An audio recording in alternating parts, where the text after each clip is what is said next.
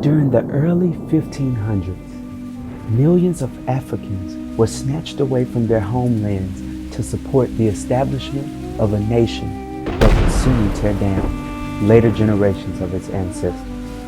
But let us not forget the journey to the Americas that kept many of our ancestors in fear, full of disease, and in some cases that even led to death. Can you imagine? Can you imagine seeing your mother being thrown over a boat into a sea full of creatures that would soon make her body their meals? Or can you imagine seeing your brother being beat until his only option was to meet death? But all it took was one brave soul to think, to believe, to begin a revolution that would save us all. Freedom! Freedom! Free!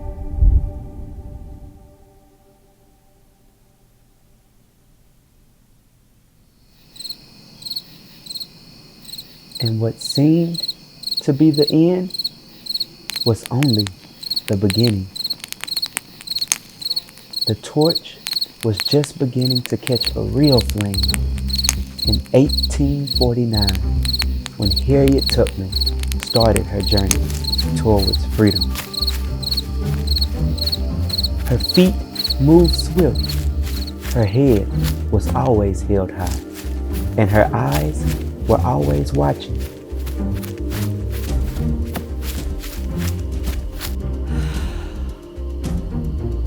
But wait, that wasn't enough. She had to go back and free others who were still left in the same bondage she was finally set free from.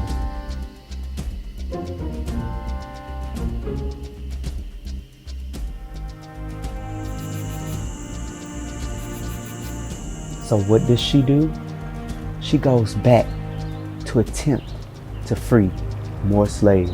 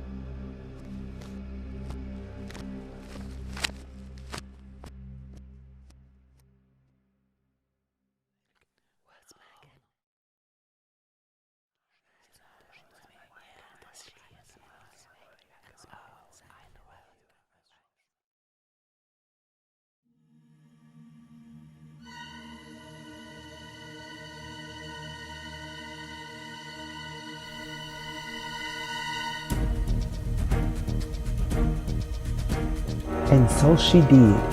She had a chance to lead over 70 slaves to freedom. And as she stated, right before she took her last breath, I go to prepare a place for you. Where's we going? Yeah, Harriet, where's we going? I say swim, and Charles got that bag. Harriet, we can't do this. Yeah, Harriet, if we gotta go through hell and high water just to go to reach freedom land, how we gonna be that we ain't free? There's no other option. There's no other way. Only mine eyes have seen and knows what it takes to get to freedom land. And ain't no devil in hell gonna stop us from getting there. So either we's gonna be free or we gonna die. And this is exactly what Harriet meant. She was preparing a place for us to accomplish great things and to reach great heights in life. And so in 1961, Dr. Samuel Lee Kuntz Jr., a graduate from the University of Arkansas at Pine Bluff, did just that.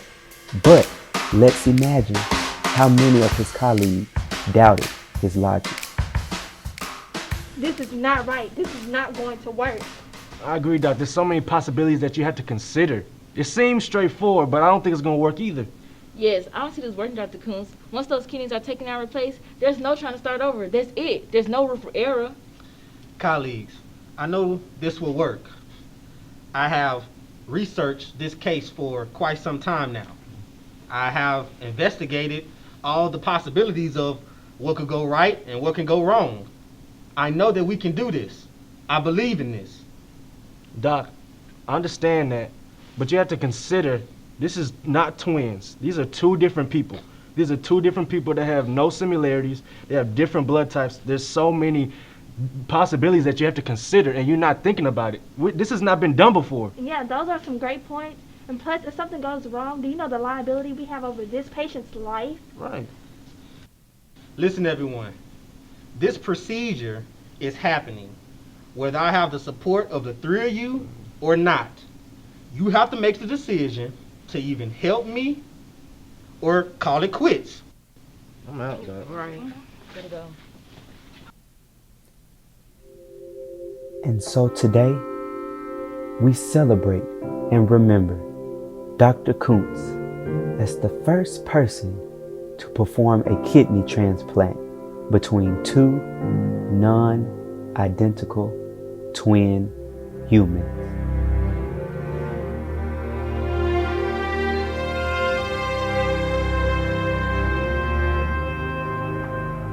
Even in our struggles, there has been a beauty so warm and a flame so illuminating that all of mankind across the world have been able to see it. We must remember the past for all of its success and sorrow, carry our torches from whence they were left, and run as fast, and I mean as fast as we can, to illuminate the future. So faculty, students, and alumni of this illustrious institution, the University of Arkansas at Pine Bluff, my question to you is, what will you do with your torch?